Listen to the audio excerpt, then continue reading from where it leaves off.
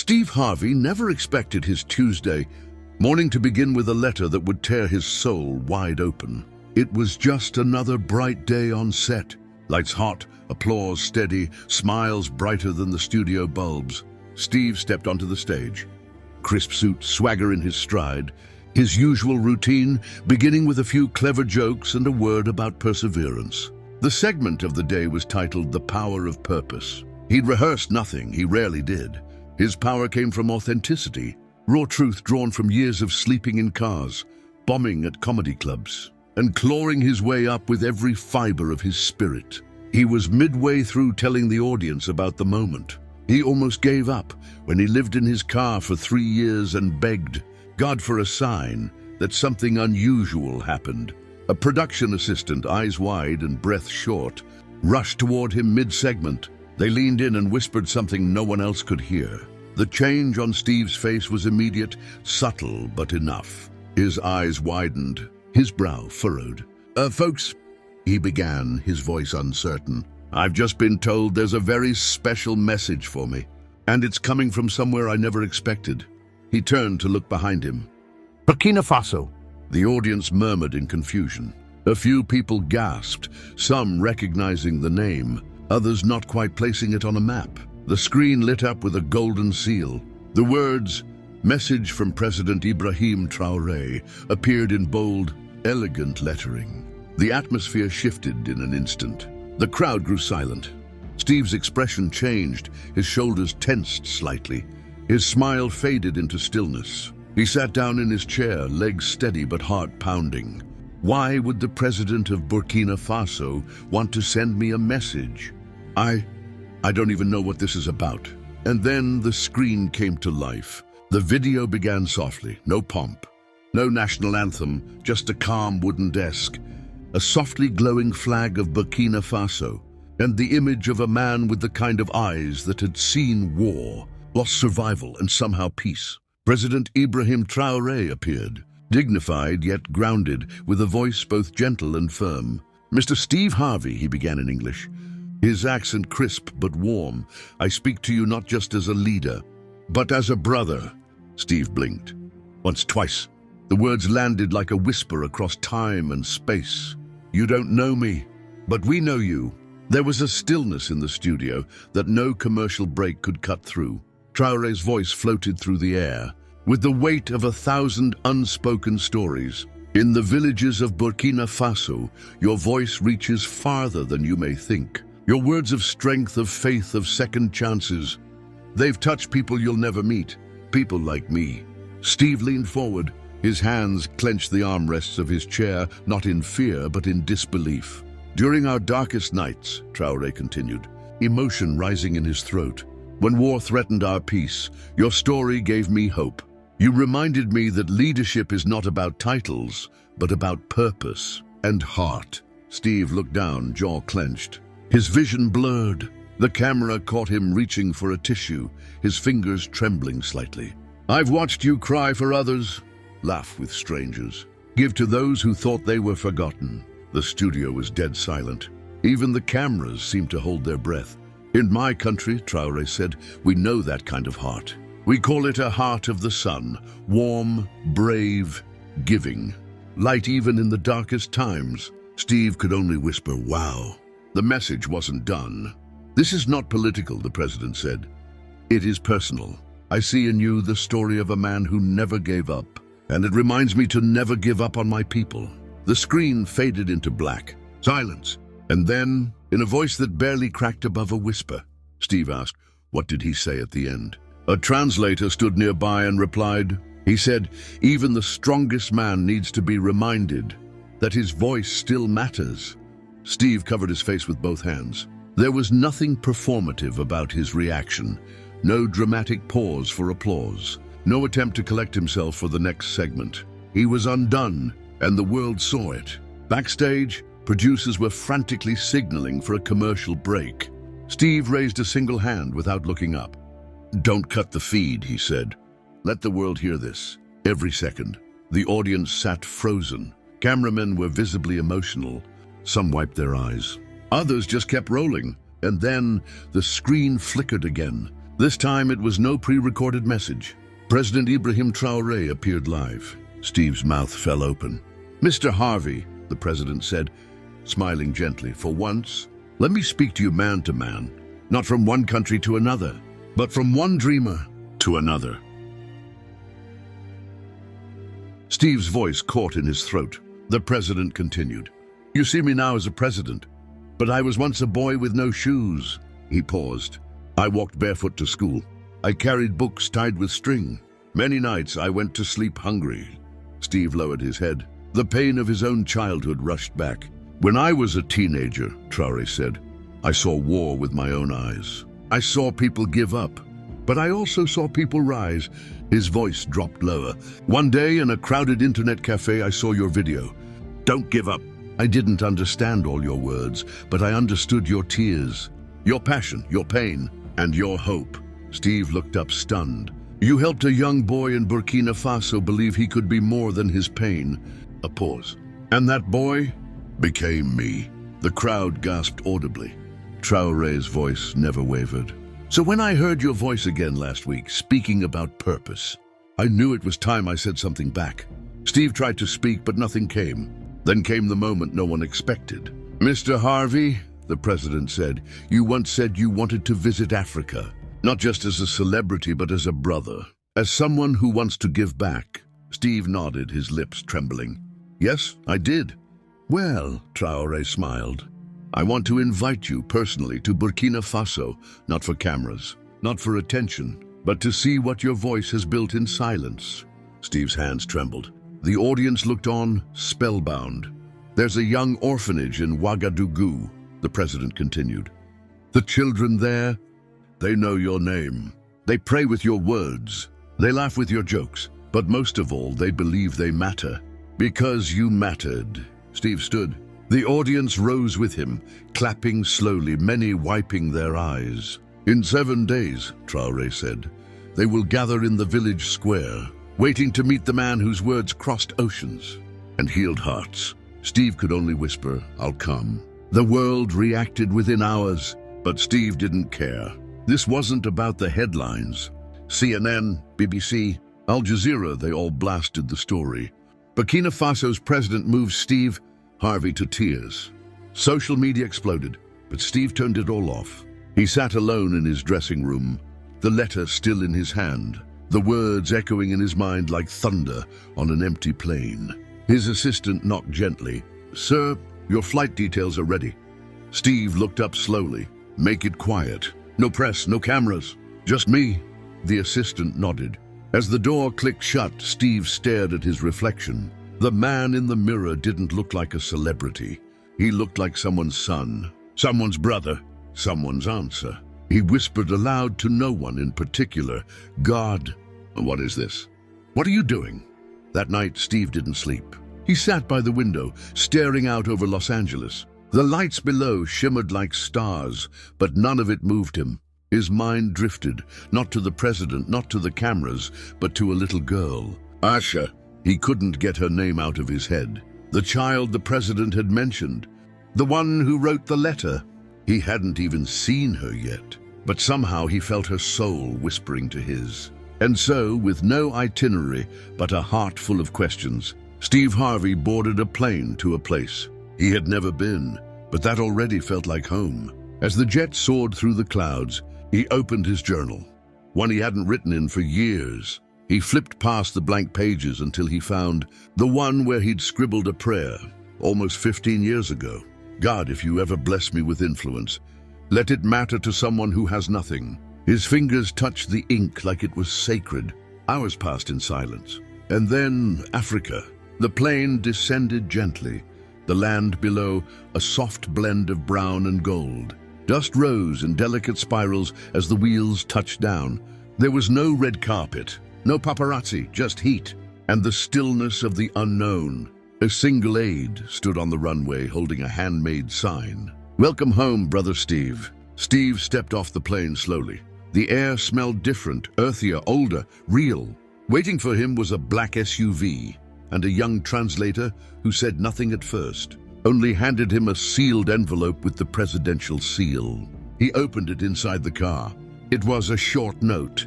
When you arrive, don't think like a celebrity. Think like a son coming home. The car ride was quiet, save for the sound of tires crunching against the dirt roads and children's laughter echoing through the wind. They drove past open markets, barefoot kids waving, women carrying baskets on their heads. Some held signs drawn in crayon. "We love you, Steve." Others simply smiled. Steve pressed his hand to the glass window, his eyes glassy. They reached the orphanage just after noon. The sun was high, casting long shadows on the courtyard. But it was the children, dozens of them, maybe more, that stole the scene. They were all there, holding flowers, holding signs, holding space. And then one child stepped forward, small, timid, a notebook clutched to her chest. Acha. She looked exactly how he imagined. Soft brown eyes, a nervous smile, and a spirit that seemed too old for her tiny frame. She walked slowly, the crowd parting around her like a sea of innocence. Steve knelt. She handed him the notebook, hands trembling. "This is for you," she whispered. Steve opened it. There, in shaky handwriting, was a letter that would shatter what remained of his composure. "Dear Mr. Steve, my name is Acha. My papa died 2 years ago. My mama is sick. Sometimes I cry at night. But one day, someone played your video. You said you were born to do something great. I believed you. Thank you for speaking to us, even if you didn't know we were listening. I hope you smile when you see us. Your little sister." Acha. Steve looked up, unable to speak. He tried, but the tears came before the words. He pulled Acha into his arms and held her for a long time. And around them the children clapped gently, not for a celebrity, but for a man who had finally come home. President Traoré approached, not in his usual uniform, but in a simple white shirt and sandals. He watched from a distance, arms folded, eyes misty. Steve looked up at him and nodded. "Thank you," he mouthed. Traoré nodded back. "This is not a thank you, my brother," he said softly. "This is a beginning." That evening, they sat under the open sky, sharing tea and roasted maize. Steve looked up at the stars, how they seemed brighter here. "You know," he said quietly, "my grandma used to say the stars were angels watching us." Traoré smiled. "Mine too." They laughed gently. Two grandmothers, two continents, same belief, same love. "You ever think," Steve asked, "what if we had never met?" "We already had," Traoré said, "long before this." Steve didn't speak, because he knew the president was right. Back in the orphanage, the children sang a song in Moray. It was soft, haunting. The translator whispered, "It's the song the president's grandmother used to hum at the market." Steve leaned forward. "Wait, I know this melody." He closed his eyes. "My grandmother, in Cleveland, she used to hum something like this." Traoré smiled. "Our grandmothers gave us the same comfort. Thousands of miles apart." Steve said nothing. His heart had no room for words anymore. Just awe, just love, just healing.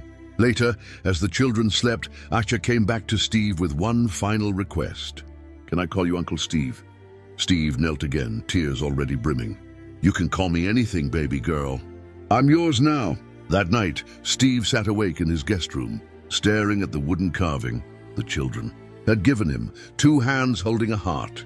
He placed it beside his pillow, and for the first time in a long time, he slept like a child. Steve Harvey woke with the sun, not to an alarm, not to emails or the sound of studio, staff knocking on his door, but to the soft laughter of children outside his window. He sat up slowly. The wooden carving of two hands holding a heart sat on his nightstand, catching the early morning light.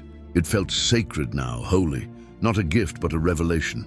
He slipped on a loose shirt someone had folded for him, cream-colored, cotton with embroidery at the cuffs, and stepped outside barefoot, the earth cool beneath his feet. The orphanage courtyard was alive. Children ran between laundry lines, their joy unfiltered.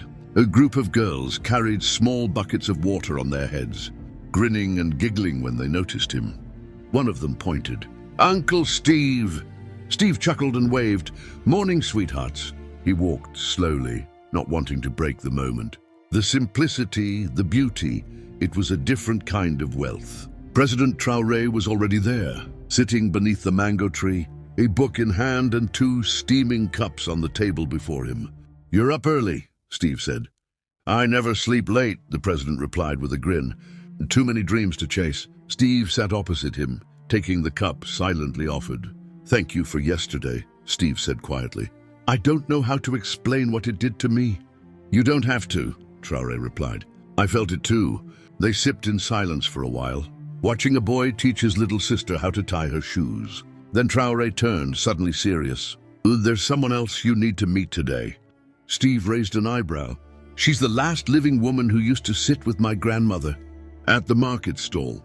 She's old now, almost 90, but she remembers you." Steve frowned.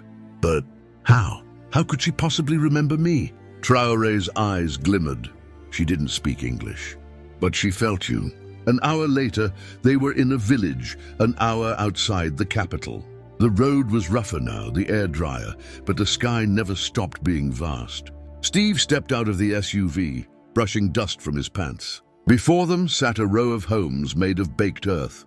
In front of one, shaded by a canopy of woven grass, sat an elderly woman in a faded wrapper, her feet resting in a basin of cool water. "Awa," the president said gently. The old woman turned, her face blooming into a smile at the sight of him. Steve stood back respectfully until she raised one trembling hand, beckoning him. He knelt before her. She reached out and cupped his cheek, murmuring something soft and ancient. The translator leaned in. She said, "You were my sister's radio. Your voice. It danced on the air when days were too heavy. She didn't know your words, but she knew your soul." Steve's lips quivered. "She said you reminded her of her son, that your spirit was familiar." The translator paused. "She says her sister used to pray for you." Steve pressed her hand to his chest. "Tell her. Tell her thank you. Tell her I felt those prayers." The translator nodded. The woman closed her eyes and hummed, a melody slow and warm. A tune Steve had heard before in Cleveland, on his grandmother's porch, decades ago. He wept, openly, and no one asked him to stop. Back in the capital, the orphanage had planned a small performance. No microphones, no costumes, just truth. The children were waiting under a wide tree, practicing lines from Steve's own speeches. Acha stood front and center, her notebook in hand. She had memorized his words, spoken them in shaky English, but with fire in her soul. "When you've been through what I've been through," she said, her small voice carrying more power than the breeze, "you don't give up. You give back." Steve rose slowly from his seat, overcome. He had said those words 10 years ago, on a stage in Atlanta, with no idea that a child in Burkina Faso would one day carry them like scripture. The children finished their performance with a handmade banner that read, "You matter, Uncle Steve." He placed his hand over his heart and whispered, "So do you." That evening, President Traoré took Steve for a walk through the palace gardens. There were no guards, just stars above and gravel below. "I want to show you something," he said. They came upon a small gated plot of land. At its center stood a tall tree, young but strong, its trunk wrapped with a red ribbon. "This land," the president said, "belongs to you now. It's yours." Steve shook his head. "No, I didn't come for this." Traoré stepped closer. "You came because of purpose. But purpose has a home. This place, this tree, it will be here long after you're gone. The children will come here and sit beneath it. They'll read your story. Acha will tell them what your voice meant." Steve was silent. "This isn't a gift," Traoré said. "It's a legacy." And then, unexpectedly, the president knelt, placed his hand over Steve's chest. "I don't kneel for many, but I kneel for hearts that change lives." Steve knelt too. Tears fell freely. Two grown men, sons of different continents, crying under the African stars. And the wind whispered, "This is healing." The next morning, before Steve's flight back to America, they visited the market where Traoré's grandmother used to sell fruit. The stall was gone now, just a patch of cracked dirt and a single wooden crate. "This," the president said, "was where my journey began, where your voice first reached me." He picked up a small rock and handed it to Steve. "Take this. Let it remind you that you reached the forgotten." Steve took it gently, feeling the weight of it. It wasn't heavy, but it held a world. As he boarded the plane, the children gathered once more, some holding flowers, others holding back tears. Acha stood quietly, arms crossed, trying not to cry. Steve walked over and knelt before her. "I'll be back," he promised. "You will," she whispered. He touched her chin. "I don't make promises I can't keep." She hugged him hard, and just like that he was gone. But a piece of him stayed behind, in the soil, in the songs, in the little girl with the notebook. Back in the United States, Steve didn't return to business as usual. He canceled meetings, postponed appearances, refused interviews. When he finally returned to his show, he walked on stage with no script. In his hand, the wooden carving from the children. He placed it gently on the desk. "I've been to a lot of places," he began, "but I've never been home like I was in Burkina Faso." The audience leaned in. "I met a president," he said, "who reminded me what leadership really looks like. I met a girl named Acha, who reminded me why I started this journey. And I met my own spirit again. Under a mango tree." He paused. "This world, this thing we're in, it's smaller than we think. And our words, they go farther than we ever imagine." He played the children's song. No subtitles, no explanation. Just their voices, raw, unfiltered, real. The audience cried. Viewers around the world cried. Comments flooded in, healed, inspired, reminded, changed. Steve wiped his eyes and smiled. This is what purpose looks like. And somewhere in Burkina Faso, under a red-ribboned tree, a little girl sat with her notebook smiling, because her uncle kept his promise, and because sometimes one voice really can cross oceans. The days that followed were strange for Steve Harvey. He had lived through applause, through viral moments and global fame. He had survived public scrutiny, bitter headlines, and private heartbreaks. But nothing had prepared him for quiet reverence. People no longer approached him just for autographs. They came with stories. A janitor stopped him in an airport bathroom with eyes full of tears, whispering, "I watched that video, Mr. Harvey, and I finally called my son after 5 years." A young woman at a diner said, "My grandfather cried watching you. He's from Ghana.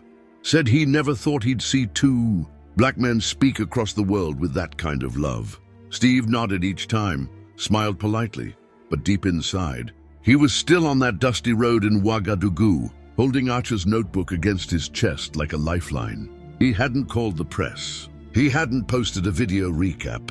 He just sat with it. One night, unable to sleep, he opened his journal again, the same one he'd taken on the plane. He flipped to a new page and wrote, March 12th. "I think I met my answer. Not to my fame, not to my money, but to my prayers. Burkina Faso didn't change me. It revealed me." The days turned into weeks. And then came the letter. This time it wasn't from President Traoré. It was from Acha, mailed through the embassy. Simple envelope, no return address. Inside was a piece of paper lined with pencil drawings and tiny handwriting. "Dear Uncle Steve, we miss you. I told the other kids that you are coming back. They practice your jokes in the courtyard. I try to sound like you when I say, don't give up. Also, Mama's better now. The doctor came. I think your visit healed her too. Love, your little sister." Acha. Tucked into the folds of the letter was something else. A small photo. Acha standing next to the mango tree, holding up the carving of the 2 hands and the heart. The same one he kept on his desk. Steve clutched it like it might disappear. Later that day, he canceled a trip to New York. He needed time, he needed silence, and he needed to go back. When he returned to Burkina Faso, he came with no warning. Not even the president knew. He wanted it that way. A private plane, 1 assistant, 1 translator. He arrived at the airport holding only a carry-on and a single envelope, the reply letter he had written for Acha. Inside was a simple message. "Dear Acha, you reminded me of who I was before the lights. I'm proud to be your uncle. I'm coming back soon, but this time we'll sit under that mango tree together. Just you and me. Love, Uncle Steve." The orphanage director stared in disbelief when Steve appeared at the gate. The children ran shouting, "He's back! Uncle Steve!" But Acha? Acha didn't run. She walked slowly, carefully. She had her notebook again.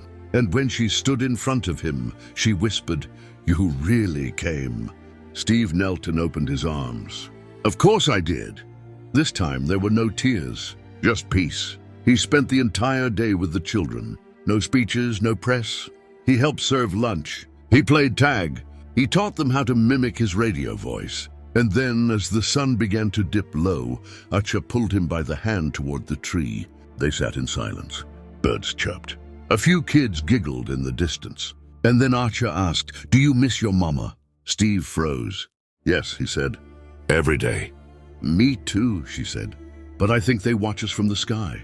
Steve looked at her and smiled. "I believe that.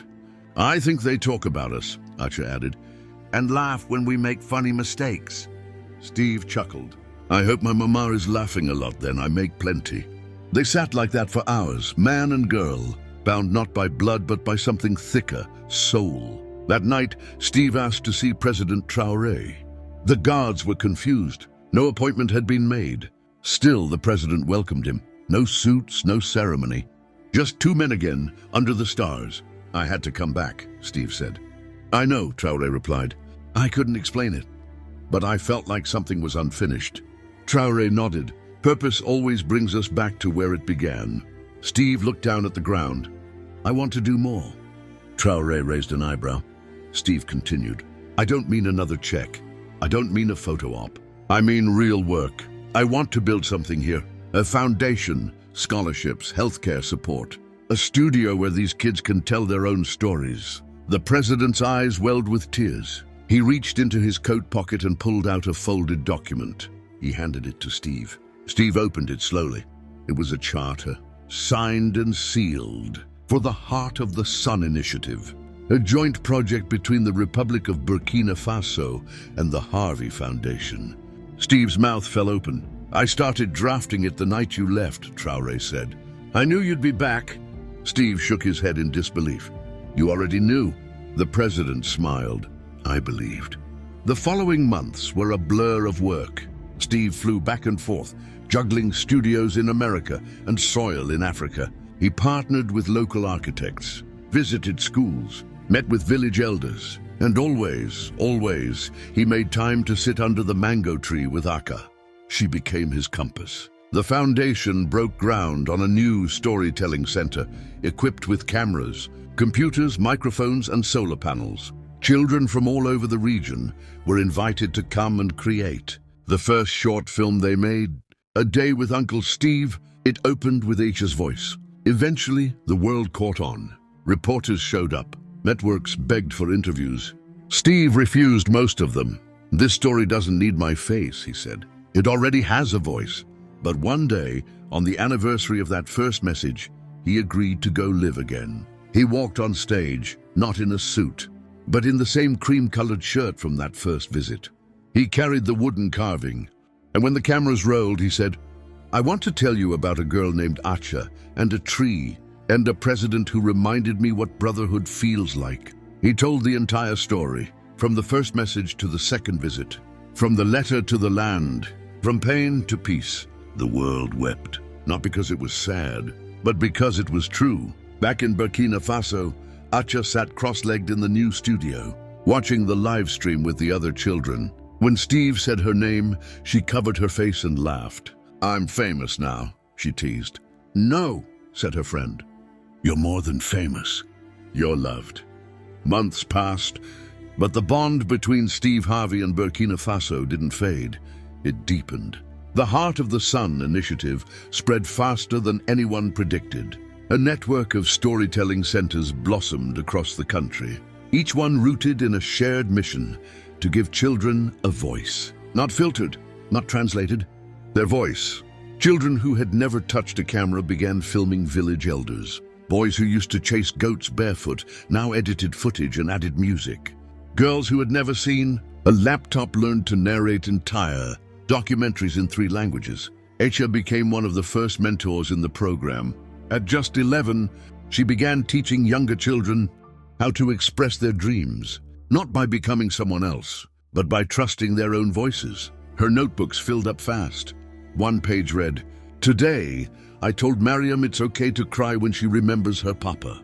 Uncle Steve says that crying makes room for something new to grow. Like rain, so I said, let the rain fall, and let's plant something big." We planted a mango seed after class. Steve kept every scan of her pages. She emailed him once a week now, and even when he was on stage at the Apollo or filming in Atlanta, he paused when he saw her name in his inbox. It grounded him. It reminded him who he was before the fame, before the suits, before the expectations. One day, Steve received a call from President Traoré. It wasn't formal, no aides, no translators, just a brother's voice. "She asked about you today," the president said. "Who?" Steve asked, already knowing the answer. Awa. Steve's heart dropped. "Is she?" "She's fading," Traoré said gently. Her breaths are slow, but she's still smiling. Steve was silent. "She asked," the president continued, "if you remember the tune she hummed." Steve laughed softly through a tear. "I hear it in my sleep." Traoré sighed. "Then come, if you can. I think she's waiting for you." 2 days later, Steve was back in Burkina Faso. This time he didn't bring luggage. He didn't even tell his team. He just came. He was driven straight to the quiet village where Awa lay on a woven mat in her daughter's home. She was smaller than before, her skin like folded parchment, but her eyes still glowing. When Steve entered, she smiled. A single long breath escaped her lips like a thank you to the sky. He knelt beside her and took her hand. "I came back," he whispered. She didn't speak, but her fingers twitched in his palm. Her granddaughter leaned down and hummed the melody. Steve closed his eyes. He hummed with her, soft, slow, sacred. And in that moment, surrounded by silence and the scent of burning firewood, Awa passed, but not in sorrow, in peace. Steve stayed for the burial. He didn't ask for a microphone. He didn't wear black. He simply stood beneath a sky that knew how to listen and said, "She reminded me that souls don't need translation, just presence. She gave me back a piece of my grandmother, and I'll carry that forever." Acha clutched his hand the entire time. Later, by the mango tree, she asked, "Are you okay?" Steve smiled. I think she passed something to me, like a torch." Acha nodded. "Then we have to keep it burning." Back in the capital, something unexpected happened. Traoré asked Steve to address the National Youth Assembly. "I'm not a politician," Steve said. Traoré smiled. "Exactly. That's why you're perfect." So he did. He stood before hundreds of students, engineers, farmers, poets, teachers, and spoke with no script. "I don't have all the answers," he began, "but I know one thing for sure. Purpose ain't a place you find. It's a place you remember." He paused. "When I was your age, I had nothing but a dream and a stutter. I slept in my car. I begged God to make it make sense. And years later, a child across the ocean said, 'You made me believe I matter.' That child saved me. That's purpose." The applause wasn't loud. It was long. It was real. That night, Steve sat on the palace balcony with the president again. No speeches, no cameras, just 2 men in a sky filled with stars. "You know," Traoré said, sipping tea, "we've both been broken." Steve nodded. "But that's where the light comes through." They clinked cups. Traoré leaned back. "My grandmother used to say, 'The mango doesn't grow on the first day of planting.'" Steve laughed. "My grandmother said, 'You can't microwave purpose.'" They both burst into laughter. Then Steve grew serious. "I want to ask you something. Anything. I want to bring kids from the States here. Let them see this. Let them meet Acha. Let them sit under that tree. And I want kids here to go there too. Tell their stories. See what's possible. I want them to learn from each other." Traoré looked stunned for a moment. Then slowly he smiled. That could change the world." 6 months later it began. The Bridge of Stories program launched, with 10 children from each continent. One boy from Chicago cried when he met a young boy in Bobo Dioulasso who taught him how to build a soccer ball out of plastic bags and twine. One girl from Los Angeles braided the hair of a girl in Ouagadougou while they shared stories about losing their mothers. The kids didn't see poverty or race or distance. They saw each other. They heard each other. They healed together. Steve watched from a distance, tears forming again and again. He looked down at the now worn carving he kept with him always. 2 hands, 1 heart. And then, quietly, the awards began rolling in. International Peace Award, UN Global Leadership Medal, a nomination for the Nobel Peace Prize. Steve declined most interviews. Instead, he wrote a letter. published in a global magazine. To the child who watches a cracked TV in a village with no electricity, your voice matters. To the grandmother who hums to herself while selling oranges on the street corner, your song matters. And to the man or woman who thinks their words are too small to carry weight, your truth matters. He ended the letter simply, "Thank you, Acha. Thank you, President Traoré. You helped a broken man remember why he was given a voice." Steve Harvey, 1 year after the first message from President. Ibrahim Traoré aired on live television. Steve Harvey stood at a podium in Burkina Faso.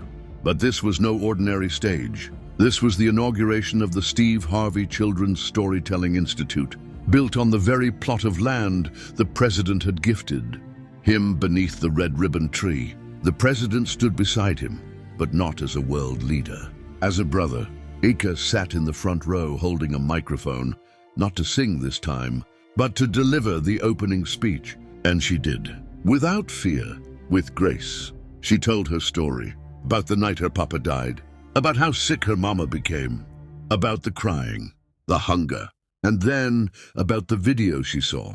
The man with the deep voice and the wide smile who said, "You were born to do something great." Her voice didn't shake, not once, because she had grown, because she had been seen. And when she finished, she said 4 words that broke the silence like thunder and filled every soul in the audience with tears. "Uncle Steve, I did." The crowd stood. They clapped not like fans, but like family.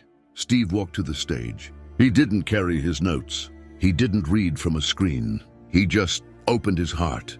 "I've done a lot in my life. I've made people laugh. I've won awards. I've stood on stages and shaken hands with presidents and kings." He looked down at Acha. "But nothing compares to hearing a child say I did it, because that means I did too." He turned to the crowd. "You all think I gave her something. But the truth is, she gave me back to myself." The wind stirred the leaves on the tree behind him. He smiled. "Y'all ever notice how God never shows you the whole plan at once? If he had told me, 'Steve, you're gonna sleep in your car for 3 years,' then one day, a president will cry because of your voice, and a little girl will heal a nation with your words, I wouldn't have believed him." The crowd laughed gently, but he knew. He always knew. Purpose is never where you think it is. It's buried deep. It's born in silence. It grows in pain, and then it rises in joy. He pointed to the children gathered under the mango tree. "This ain't just about me or even about Burkina Faso. This is about you, about your story, about the little light inside. You that don't care what language you speak or where you were born." He paused. "You matter."